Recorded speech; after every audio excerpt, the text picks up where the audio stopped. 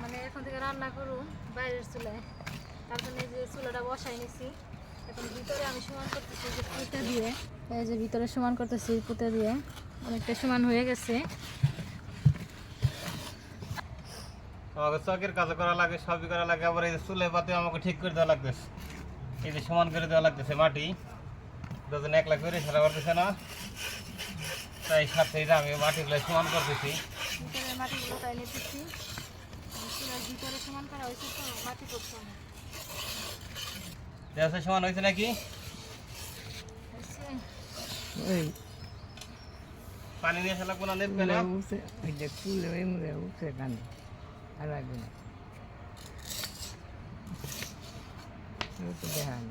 ভালো করে দাও, ভালো করে দাও, ডাইলে দাও, ডাইলে দাও, বেশি হলে ছলাতে শুয়ে নিবে।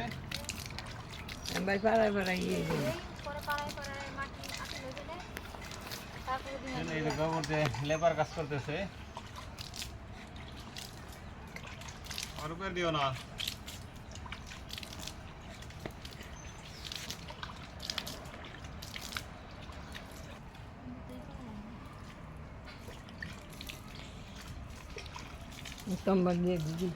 আস্তে যাও, আস্তে, আর মাই ফেলাইতে চাও, আমার আগে দিতেছি, আবার আমার এই মাইতে চাও, তাই না? চুলা বানাইতে গেলে কত কষ্ট। এই যে দেখেন দিয়ে দিবাই দিয়েছে।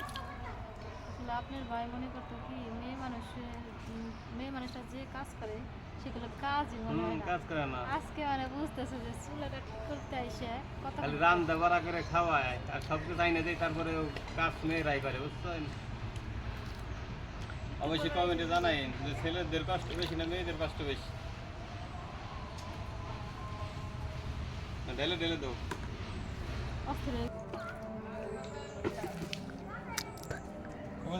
দাও।